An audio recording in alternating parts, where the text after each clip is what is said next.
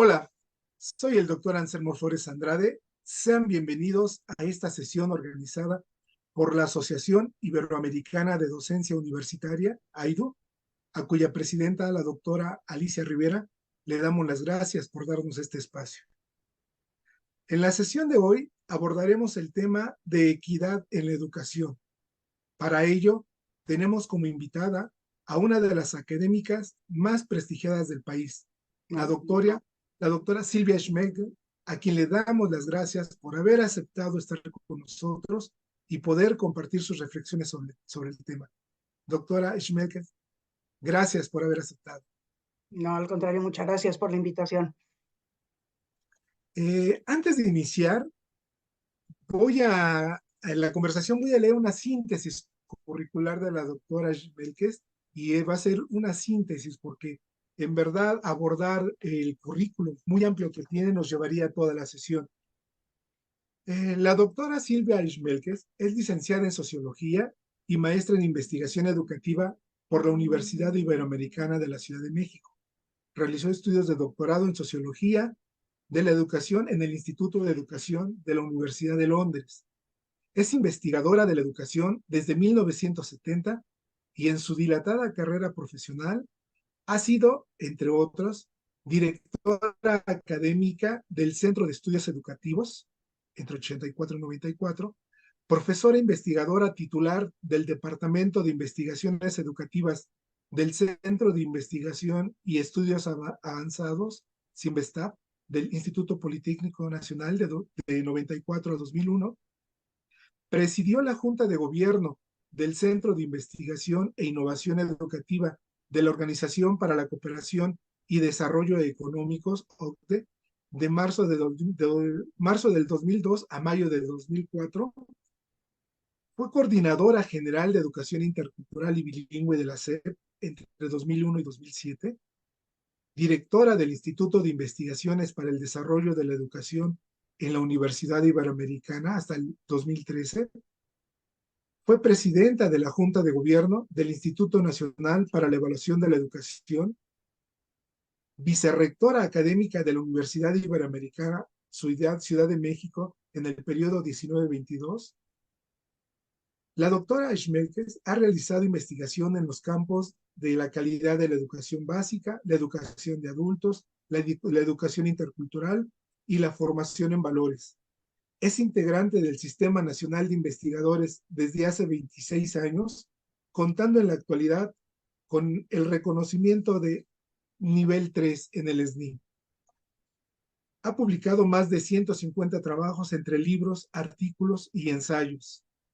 Entre las distinciones más relevantes podemos mencionar, se le distinguió como integrante de la lista de los mejores educadores de América, otorgado por la Organización de Estados Americanos en 1995 y por segunda ocasión en 1996.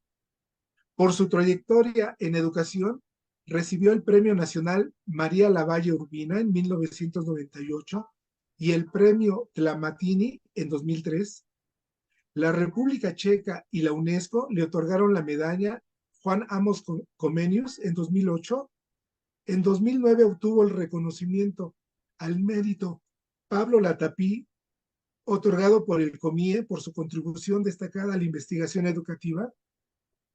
Fue galardonada con el Premio Mundial de Ciencias Eureka 2012-2013 por el Consejo Mundial de Académicos e Investigadores Universitarios.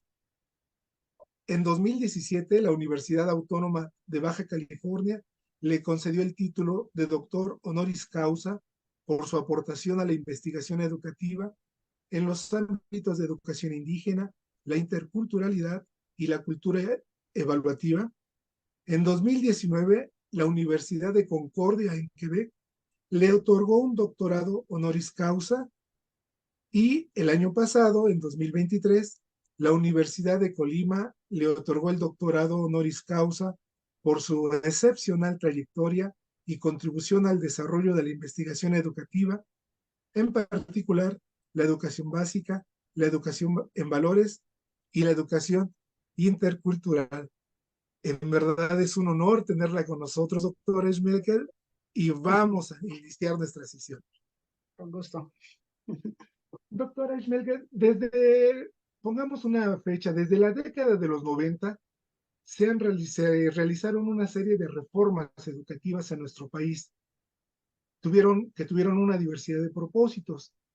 En ese proceso de cambios se reestructuraron instituciones educativas, se actualizaron planes y programas de estudio, se modificaron reglamentos escolares, se reestructuró el sistema de ingreso, permanencia y promoción de docente, etcétera. No obstante, los aspectos positivos de esas reformas, los problemas persisten, en particular la mala calidad y la inequidad en la educación. La pregunta con la que quiero iniciar nuestra conversación es, en su opinión, ¿qué factores estructurales, institucionales u organizativos han obstaculizado la equidad educativa en nuestro país? Le escuchamos, doctor. Sí, pues muchísimas gracias. Bueno, pues en principio yo quisiera decir que me da mucho gusto que se trate este tema, porque para mí el problema de la inequidad en educación, pues es el principal problema educativo del país y es un problema que hemos venido arrastrando durante pues ya décadas, ¿verdad? Prácticamente desde la creación de la Secretaría de Educación Pública hasta nuestros días. Entonces me da muchísimo gusto que se trate porque la verdad es que analizando las políticas educativas podemos concluir que estas no han sido diseñadas en clave de equidad, ¿no? Si de alguna manera lo que interesa es asegurar que el sistema educativo crezca, que se mejoren los planes y programas de estudio, que se mejore la formación de docentes, la infraestructura educativa, etcétera, pero digamos que eso es en general, para el sistema educativo en general, sin tomar en cuenta que tenemos sectores poblacionales que están pues en situaciones de muchísima marginación, que no tienen las condiciones, digamos, óptimas o idóneas para lograr el aprendizaje, y a estos sectores que si los sumamos, ¿no? A los indígenas, a los migrantes, a las personas que están en condiciones de pobreza, a los pobres urbanos, pues representan cerca del 50% de nuestra población. Ese 50% no tiene las condiciones necesarias para poder lograr los aprendizajes esperados en las diferentes reformas educativas, incluyendo la actual. Entonces, para que los puedan tener se requieren una serie de acciones pues de tipo afirmativo que realmente beneficien de manera especial a estos sectores, y eso es lo que no ha ocurrido. Ha ocurrido más bien, yo diría, lo contrario, ¿no? Y entonces podemos decir que la educación está mal distribuida. Este no es un problema solamente de México, hay que aceptar eso, ¿verdad? O sea, en el mundo la educación está desigualmente distribuida, y las brechas que existen entre pues, los sectores, digamos, en condiciones de mayor ventaja socioeconómica y los que no lo están, no se reducen, no se están reduciendo. Es decir, de alguna manera sí están mejorando los sectores que están a la base de la pirámide, pero están mejorando en algunos casos inclusive con mayor velocidad aquellos sectores que se encuentran en posiciones de ventaja. Entonces las brechas no se cierran, todos mejoran, pero las brechas no se cierran. Entonces ahí tenemos un problema muy serio en materia de equidad educativa, ¿no? Que pues de alguna manera podemos tratar de explicar analizando las causas. Una causa que yo creo que se convierte como una especie de ley sociológica, y por eso quisiera yo comenzar con ella, es el efecto Mateo, ¿no? El efecto Mateo, que es una digamos, connotación sociológica que acuñaron Merton y Zuckerman, basado en la parábola de los talentos del Evangelio, ¿no? En donde se dice que todo el que tiene, a todo el que tiene más se le dará y tendrá en abundancia, pero el que no tiene, aún lo que tiene, se le quitará. Entonces, el efecto Mateo es este fenómeno de la polarización que también ocurre en educación, o sea, quienes concentran y acumulan años de escolaridad con características de calidad, pues son un determinado grupo, y quienes al revés, lo que concentran son pocos años de escolaridad, trayectorias accidentadas en el sistema educativo, dificultades para aprender, pues son otro sector de la población, y entonces se polariza. Eso es lo que se llama el efecto Mateo. Y por eso decía yo que es como una ley sociológica, ¿no? En donde Cuando a la educación o a cualquier otro servicio social, digamos, se le deja su inercia, tiende más a reproducir las desigualdades que a lograr la equidad social, ¿no? Y esto es como una ley sociológica. Y vamos a poner algunos ejemplos de este efecto Mateo, ¿no? Por ejemplo, los turnos escolares que existen en nuestro sistema educativo. Los turnos escolares, como pues muchos de ustedes saben, al turno vespertino al que nadie quiere ir, ahí es a donde se manda a los muchachos y a los alumnos y alumnas que son mayores porque reprobaron o porque interrumpieron sus estudios, a los que tienen menores niveles de aprendizaje, no, menores calificaciones, ¿no? Entonces, se les manda a ese turno de la tarde, cuando los docentes que dan el turno de la tarde generalmente tienen 2 plazas y ya en la tarde están cansados, ¿no? Y donde pues en general se le pone menos atención por parte de la supervisión escolar y del sistema educativo en general a los turnos de la tarde. Entonces lo que sucede es que aquellos que van al turno de la mañana son los que tienen las condiciones y a los que se les va a dar aquello que corresponde a esas condiciones, mientras que quienes asisten al turno de la tarde pues ya sabemos la cantidad de dificultades que tienen para poder aprender, ¿no? Y bueno, como en los turnos de la tarde, y eso está demostrado, la reprobación es mayor, el abandono también es mayor y entonces se va segmentando la realidad, ¿no?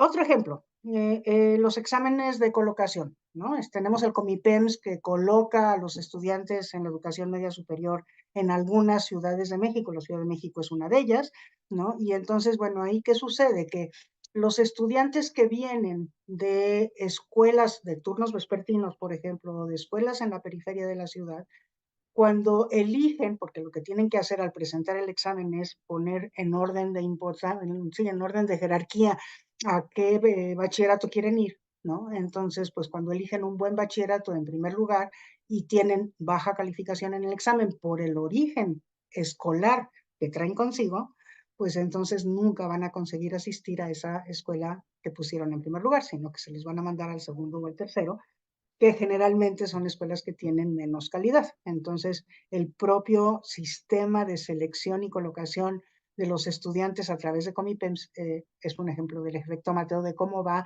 polarizando a los sectores y segmentando a los sectores educativos. Otro ejemplo que lo tenemos en el caso de la infraestructura escolar, ¿no?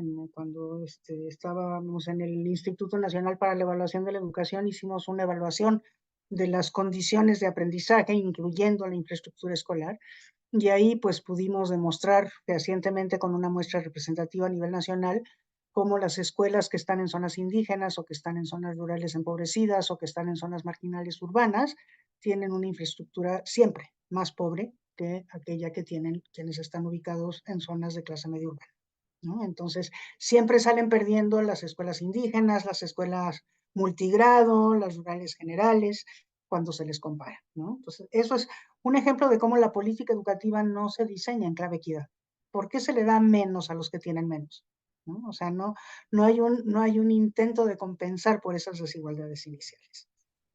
Bueno, los exámenes de ingreso a las universidades, por ejemplo, llevándolo hasta ese nivel educativo, pues son otro ejemplo del mito de la meritocracia, porque lo que hacen esos exámenes es seleccionar por la trayectoria escolar previa, ¿no? Sabemos que la calidad de la educación está segmentada en este país, entonces quienes fueron a una escuela multigrado, por ejemplo, y después continuaron en una telesecundaria y después probablemente en un bachillerato comunitario y quieren entrar a la universidad y presentar, para hacerlo tienen que presentar un examen de admisión, pues tienen muy pocas probabilidades de quedar seleccionados en estas universidades, ¿no? Y luego, por otro lado, está la asignación de docentes, como un último ejemplo que voy a mencionar, ¿no? Los docentes, ahora que presentan examen de ingreso, desde la creación del Instituto Nacional para la Evaluación de la Educación Autónomo, se presenta el examen de ingreso, y entonces ahí también los docentes que tienen mejores calificaciones en ese examen de ingreso tienen la posibilidad de elegir en primer lugar, ¿no? Las escuelas, o en los primeros lugares, las escuelas a las que quieren ser destinados. Pues pasa lo mismo, el mejor profesor, porque obtuvo las mejores calificaciones, pues va a elegir una escuela de clase media urbana, lo más probable, hay excepciones desde luego, pero lo más probable es que eso suceda, y los que tienen menos calificaciones, pues van a ser enviados a la periferia o a las zonas rurales, etcétera, ¿no?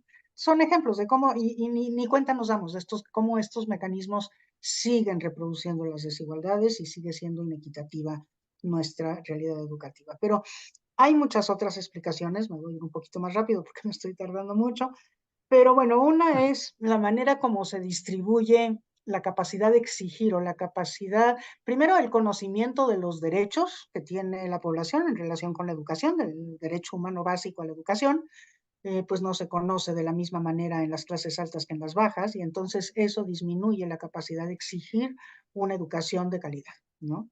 Entonces me acuerdo que Martín Carnoy, que es un académico de la Universidad de Stanford, decía, como consecuencia de sus múltiples estudios en toda América Latina, que el Estado no concede, sino responde a presiones, ¿no? Entonces, por eso también eso es lo que explica de alguna manera cómo está distribuida nuestra educación en nuestro país, porque quienes pueden presionar más reciben primero, o sea, son los primeros en recibir una oferta educativa y además también se presiona por una calidad de la educación. Cuando los docentes están ausentándose demasiado o cuando hay problemas de conflictos internos, pues quienes tienen capacidad de presión son quienes logran resolverlos y quienes no, pues se atienen a las consecuencias, ¿no? Entonces, esa es otra causa estructural que nos explica de alguna manera esta distribución inequitativa de la educación. Eh, bueno, esto pues se traduce en una no exigencia de determinados sectores poblacionales.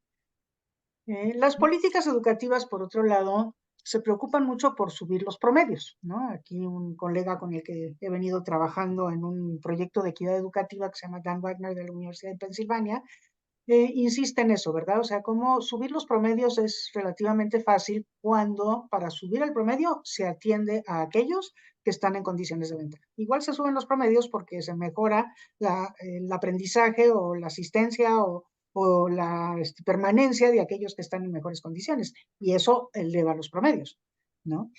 Es mucho más difícil subir el promedio cuando lo que se busca es atender a aquellos que tienen mayores desventajas.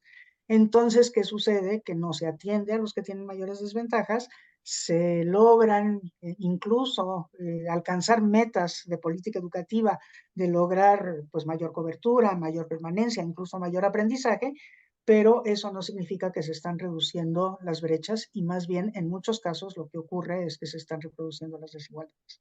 Entonces es otra causa estructural. Esta es la preocupación de las políticas educativas por los promedios más que por las compensaciones o por las acciones afirmativas o por la atención a aquellos que más lo necesitan.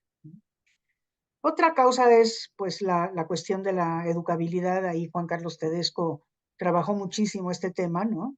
Y bueno, pues eso tiene que ver con las condiciones del entorno y con las condiciones de la familia y cómo la escuela encuentra menos apoyo en los lugares más pobres, en los que los padres tienen menos escolaridad, donde la preocupación es más bien por qué comer el día siguiente y no tanto porque los hijos e hijas aprendan en la escuela.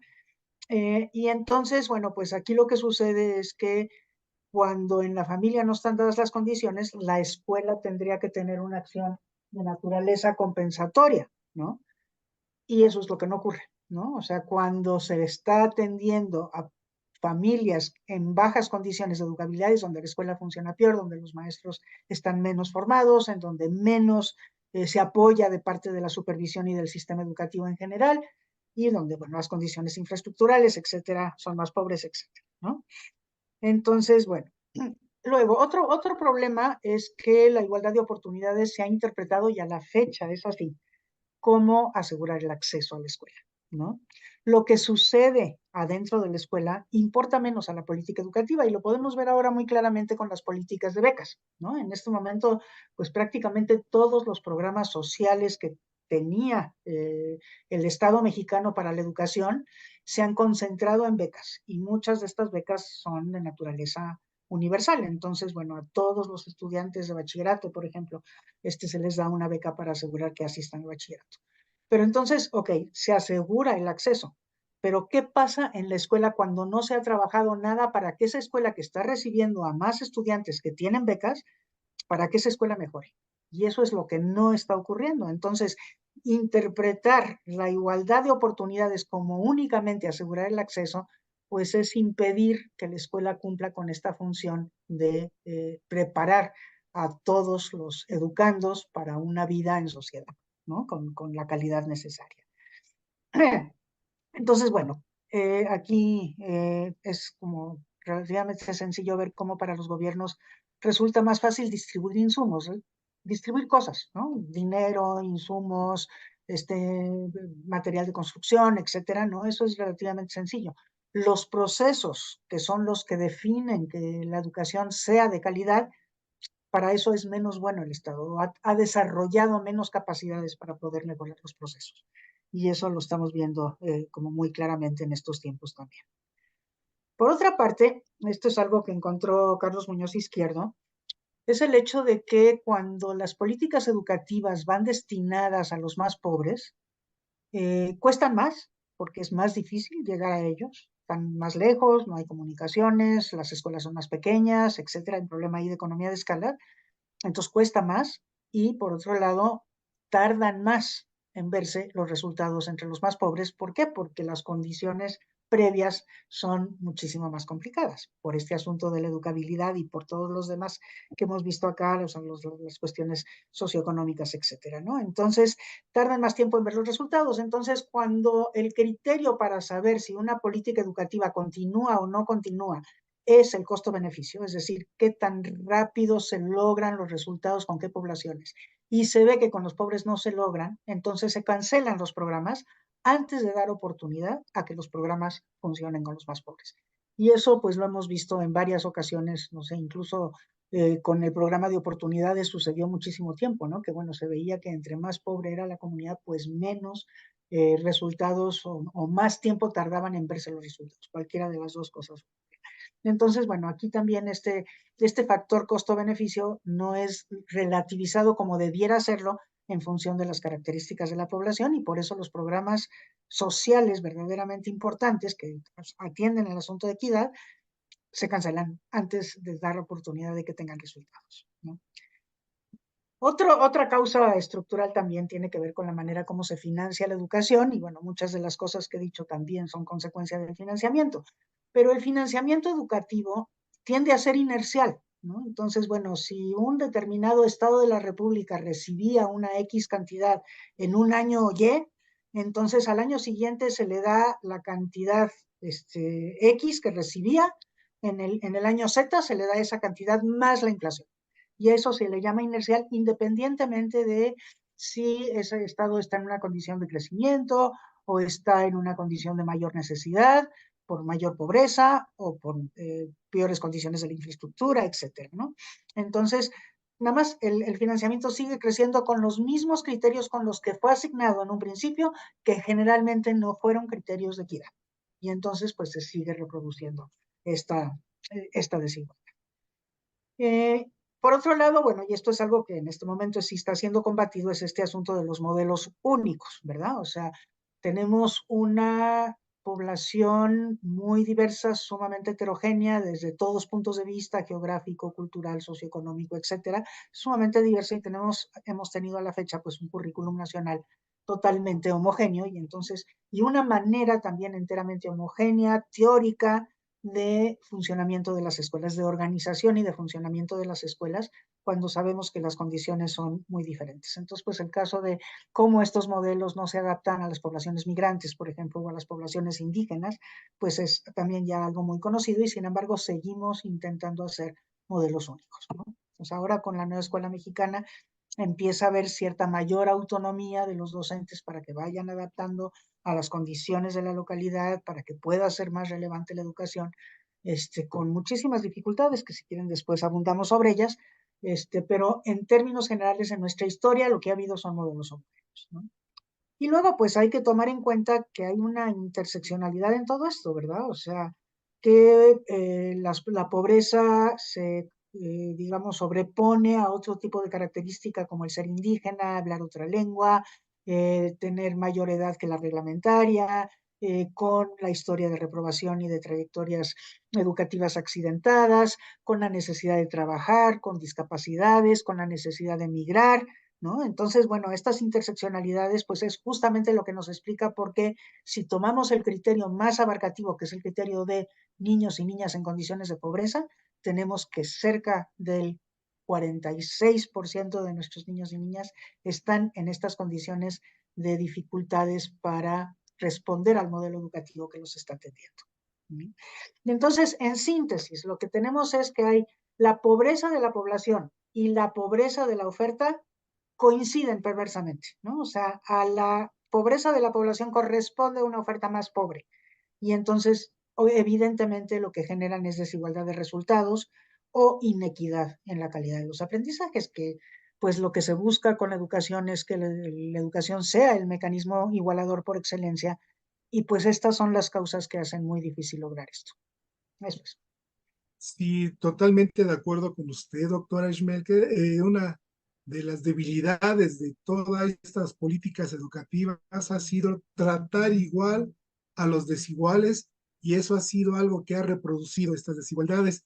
Y para abundar en esto que ya nos comentó, doctora Schmelke, ¿cómo pueden las comunidades educativas, docentes, supervisores, directores, alumnos, contribuir a la equidad educativa? Sobre todo, cómo promover en las autoridades y comunidades académicas la valoración de lo diferente. Sí, sí, yo creo que sí. Bueno, desde luego que se necesitan políticas públicas generales, ¿verdad? Que también apoyen estos procesos, porque pues no podemos, digamos, responsabilizar solamente a los docentes o solamente al personal educativo de la solución de problemas tan graves como estos que acabo de mencionar, ¿no? Entonces, sí se necesita una política educativa con clave de equidad que esté dando cobertura y apoyo a procesos de esta naturaleza, pero desde luego que hay muchas cosas que se pueden hacer desde los distritos escolares, desde las escuelas mismas, y como para que evitar que la educación siga reproduciendo estas desigualdades, ¿no? Y bueno, pues ahí yo creo que lo primero quizás es considerar que hay algunas cosas como generales básicas que habría que tomar en cuenta y que tendrían que estar de alguna manera presentes en todos aquellos sitios en donde se trata de combatir esta inequidad, ¿no? Y pues la primera es esta como visión de la complejidad del fenómeno, ¿verdad? Todo esto que yo he dicho, lo que nos habla es de un fenómeno sumamente complejo que tiene múltiples factores que interactúan entre ellos y que entonces pues es algo que no se va a poder solucionar con medidas aisladas y tampoco con medidas uniformes. Se necesitan complejos de medidas como más sistémicos, nunca se van a abarcar todos los factores que intervienen, pero sí los más posibles y tratar de que entren en relación digamos, estos intentos de afectar los factores que sabemos que están teniendo un impacto negativo sobre la equidad educativa, ¿no? Y desde luego no uniformes, ¿no? Reconocer este asunto de que todos son diversos, de que en cualquier grupo escolar lo que vamos a tener es una enorme diversidad de todo tipo, ¿no?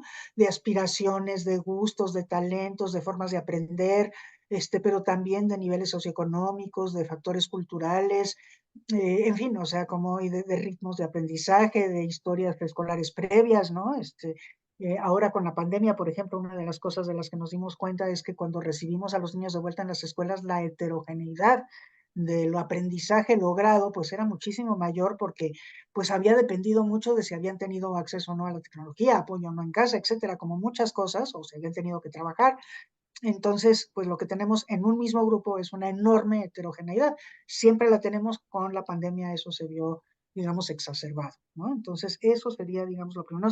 No podemos resolver eso con medidas uniformes y tampoco con medidas aisladas. Entonces, lo primero que tenemos que hacer es, pues, tratar de entender nuestra realidad y tratar de hacer muchas cosas interrelacionadas para poder atender el problema y reconocer que todos los niños son diversos, ¿no? Que todos los grupos son diversos y que hay que atender a los niños de forma diferenciada. Luego, otra cosa que yo creo que también es muy importante es esta necesidad de erradicar la visión de déficit, ¿no?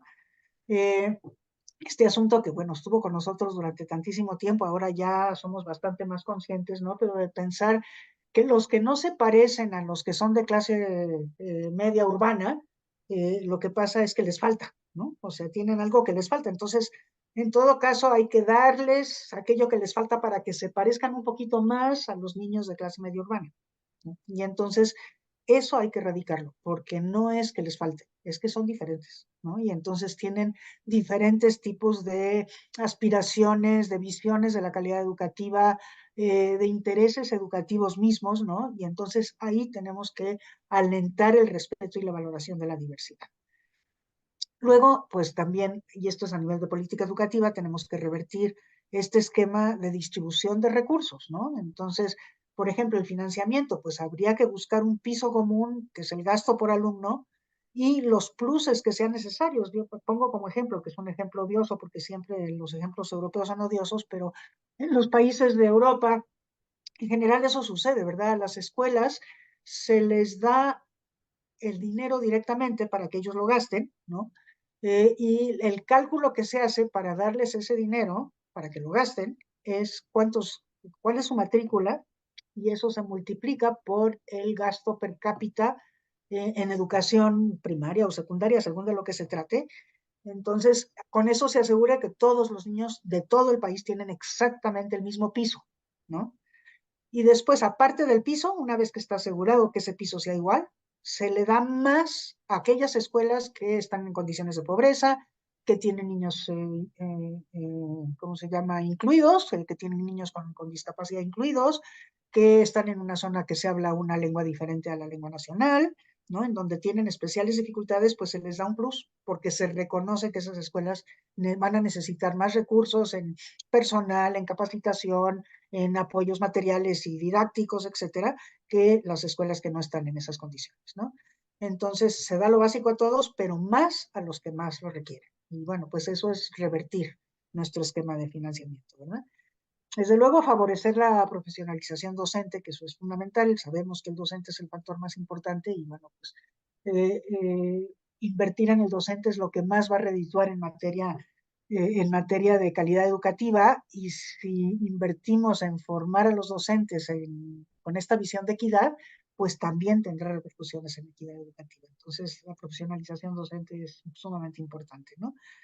Bueno, pero a nivel, digamos, también meso y micro se pueden hacer muchas Y cosas. Por ejemplo, a nivel de las supervisiones escolares, aquí habría que favorecer muchísimo una mayor cercanía a las escuelas y a los docentes por parte de los equipos de la supervisión, que generalmente están formados por un supervisor, supervisora y los asesores técnico-pedagógicos, y buscar que ellos asesoren a los docentes y al director en la misma escuela en función de las dificultades que estos docentes y este director está teniendo para lograr los resultados que buscan, ¿no? Y entonces, darle esta característica de apoyo pedagógico a la supervisión a partir de una cercanía a las escuelas que también tenga esta visión de equidad, es decir, que apoye más a aquellas escuelas que más lo necesitan, ¿no? Entonces, y además que pues la supervisión vigile medidas de equidad escolar, planee conjuntamente con el director y con los maestros también, tenga mucho cuidado del clima escolar, porque el clima escolar es muy importante, ¿no? O sea, ahorita vamos a hablar algo del clima escolar, pero el clima escolar es lo que genera la discriminación que impide que se logre la equidad incluso a nivel de aula, ¿no? Entonces, un clima escolar que sea de respeto, que sea de seguridad, que sea de afecto, es absolutamente central como para poner las condiciones para que el aprendizaje sea posible, ¿no?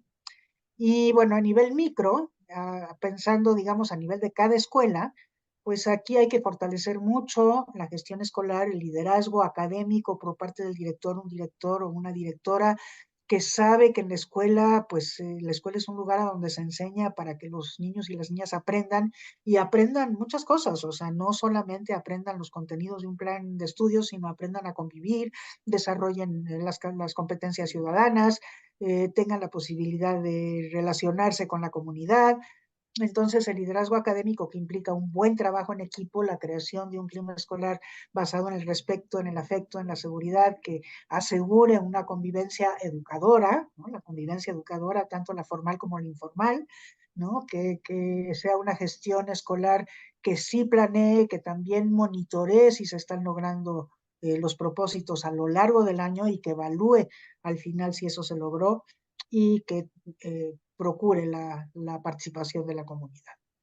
Y en el aula, pues en el aula hay que cuidar especialmente el clima, también en la escuela, pero en el aula también, ¿no? Y aquí pues yo diría que esta palabra tampoco nos gusta mucho usarla, pero aquí la voy a usar porque creo que de eso se trata, ¿no? La cero tolerancia a la discriminación y a la violencia, ¿no? Entonces, ¿cómo se regula la convivencia al interior del aula para formar a nuestros estudiantes en esta necesidad del respeto al otro diferente y de no solamente del respeto, sino del aprecio que se logra por demostrar que gracias a que es diferente a mí me enseña cosas que yo no conozco, ¿no? Entonces, regular la convivencia que también implica pues aprender a participar, aprender a tomar decisiones de manera democrática, aprender a ser solidario, ¿no? Aprender a vivir en forma pacífica. Todas estas cosas que son tan fundamentales en nuestras sociedades actuales que se logran gracias a un clima que se cuide desde el aula y desde la escuela, ¿no? Desde luego, pues el que los profesores y las profesoras conozcan mucho a sus alumnos, ¿no? Con esto que decíamos de que pues los factores son múltiples y hay que atacar los más que se puedan, de los que inciden sobre la calidad y la equidad de la educación, y para eso hay que conocer a nuestros alumnos, ¿no? Y entonces conocerlos, de ser posible conocer a sus familias, tomar en cuenta signos, de alguna manera de problemas socioemocionales que pueden tener los alumnos o de problemas de otra naturaleza que deben de ser atendidos, a lo mejor no necesariamente por el docente en turno, pero que puedan ser canalizados, etcétera, ¿no? Luego que se planee el trabajo en aula buscando que aquello que se enseña sea relevante, que los desafíos, o sea, que los niños y las niñas estén siempre desafiados y que estos desafíos sean graduados, que se recurra al juego, que se vaya de lo conocido a lo desconocido. Y a mí muchos docentes cuando hablo de estas cosas me dicen es imposible que un docente atienda a los niños a partir de su diversidad porque no podemos estar atendiéndolos de manera personal. Y no se trata de atenderlos de manera personal. Yo entiendo perfecto esta preocupación de los docentes. No se trata, no se darían abasto y eso, pero lo que sí se puede hacer es arreglar el aula en función de haber conocido a nuestros estudiantes, de saber cómo están, cuál es su nivel de aprendizaje, las evaluaciones diagnósticas son en este sentido sumamente importantes, ¿no? Y en función de eso poder ir haciendo arreglos de aula que varíen entre un trabajo individual, un trabajo por binas o trinas, un trabajo en grupos homogéneos, de los que ya lograron los objetivos se juntan y avanzan, y los que no lo han logrado se juntan y entonces el docente puede trabajar con ellos, ¿no? O bien grupos heterogéneos, que es todavía mejor, porque en los grupos heterogéneos, pues los niños se ayudan entre ellos, aquellos que ya lograron los objetivos sirven para jalar, ¿no? A los que no los han, no los han logrado, y en ocasiones también, pues sí habrá que dar atención individual a algunos estudiantes que se queden fuera de estos arreglos de aula, ¿no? Y luego, pues hacer una evaluación formativa, ¿no? La planeación es importante, pero la evaluación, y esta evaluación que se hace, pues todos los días, ¿no? O sea, es una evaluación que no implica interrumpir la enseñanza para evaluar, sino que a partir de los resultados de las actividades que se espera de los estudiantes, se pueda ir viendo si los estudiantes están logrando o no los objetivos, si los están logrando a cabalidad, y entonces esa evaluación debe de traducirse en una retroalimentación, por eso se llama formativa, de tal manera que los estudiantes sepan qué les falta, en qué están fallando y que sobre todo el profesor sepa qué problemas está teniendo para no lograr los resultados de aprendizaje con todos sus estudiantes, y entonces eso le retroalimente esta manera de arreglar el aula, ¿no?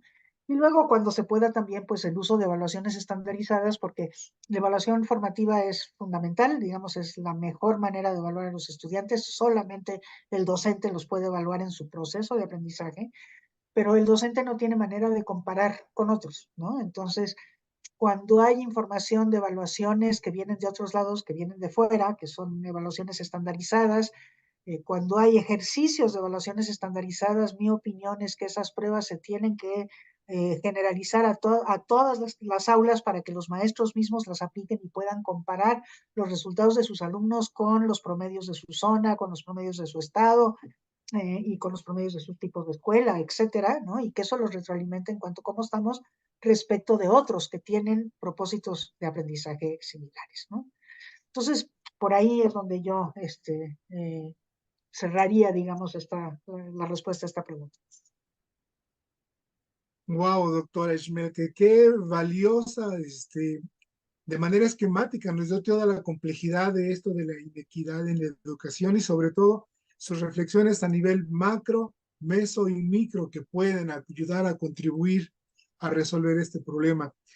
Doctora Esmelkes, como yo le he escuchado y le he leído, hacer énfasis en la importancia de la educación para una sociedad, para la sociedad.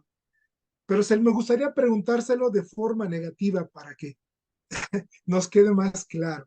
Esto es, ¿cuáles son las consecuencias, en su opinión, cuáles son las consecuencias más importantes de continuar la inequidad en educación? Es decir, Híjole, pues si no atendemos esta situación de inequidad del sistema educativo, ¿cuáles serían las consecuencias? La híjole, educación. sí, y qué bueno que me hace esa pregunta, porque la verdad es que sí, las consecuencias son múltiples, ¿no? Son múltiples. Como decía yo hace un rato, pues todos nosotros que estamos en educación tenemos la firme convicción de que la educación es el mecanismo de igualación social por excelencia, ¿no?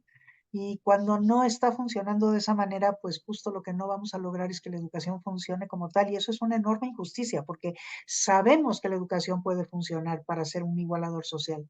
Y cuando no está ocurriendo en nuestro sistema educativo, pues entonces lo que estamos diciendo es eso que se sabe que puede suceder y se sabe cómo hacer para que suceda, no se está haciendo, esa es una terrible injusticia. Y además es una injusticia que contribuye a la injusticia social, ¿no? Entonces, bueno, pues una sociedad que tiene una distribución injusta de su educación, será muy difícil que pueda transformar la distribución injusta de la justicia en general en la sociedad. Y eso es una cosa sumamente grave, ¿no? Porque una sociedad necesita permeabilidad social y justamente, bueno, nosotros esperamos que sea la educación la que se las dé, porque si no, pues es el crimen organizado, son las actividades ilícitas, son otras cosas las que permiten esta permeabilidad social que a la sociedad no le convienen en lo más mínimo, ¿no? Entonces, la permeabilidad social que se puede lograr a través de una educación que está cumpliendo su función legítima de equidad social, su función, digamos, de igualación, ¿no? Es absolutamente fundamental para que una sociedad pues tenga las posibilidades de ser una sociedad estable, que viva en paz, etcétera, ¿no? Entonces las consecuencias son verdaderamente mayúsculas, ¿no?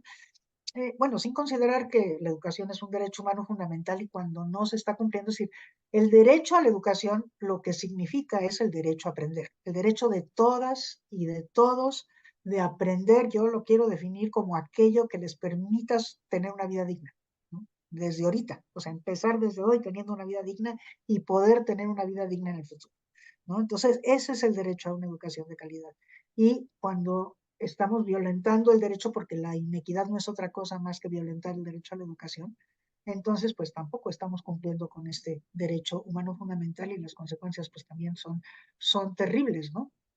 Eh, la calidad de los procesos educativos propiamente tales, que digamos que en última instancia de lo que estamos hablando es que lo que queremos es equidad en los aprendizajes, ¿no? No quiere decir que todos los niños tengan que aprender lo mismo, claro que no, pero sí que tengan que aprender aquello que cada uno con la calidad necesaria para poder vivir una vida digna como cada quien defina la vida digna, ¿no? Porque cada cultura define la vida digna de manera distinta, ¿no? Entonces, para eso tiene que ser una educación de calidad. ¿Y una educación de calidad qué significa? Significa, bueno, desde luego significa aprendizajes fundacionales, ¿no? O sea, la capacidad de leer y escribir, el pensamiento matemático, las habilidades digitales que ahora ya son fundacionales porque qué difícil es sobrevivir en esta sociedad si no las maneja. Yo me enfrento con ese problema todos los días cada vez que tengo que hacer un trámite, ¿no? No se puede resolver si no tenemos las mínimas habilidades digitales, que eso es lo que ahora con la nueva escuela mexicana desde mi punto de vista entra en peligro, ¿no? O sea, ni la lectoescritura, ni el pensamiento matemático, ni las habilidades digitales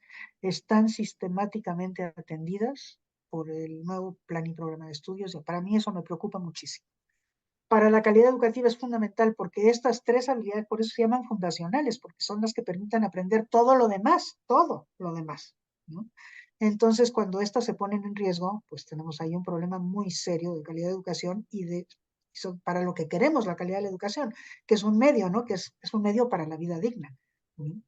Y entonces, bueno, pues ahí lo que tenemos que buscar es que esas bases estén muy firmes y no por ser habilidades básicas se desarrollan solamente en la educación básica, ¿eh? Se siguen desarrollando a lo largo de la vida.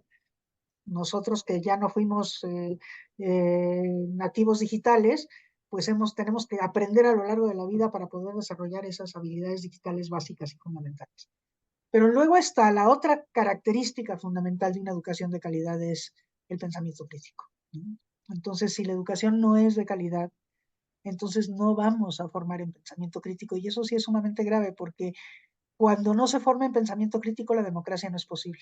¿Cómo vamos a criticar a aquellos que nos están sirviendo y a exigir cambios necesarios cuando es debido, si no hemos desarrollado un pensamiento crítico? Y el pensamiento crítico se desarrolla fundamentalmente en la escuela, ¿eh? Es difícil adquirir pensamiento crítico fuera de la escuela.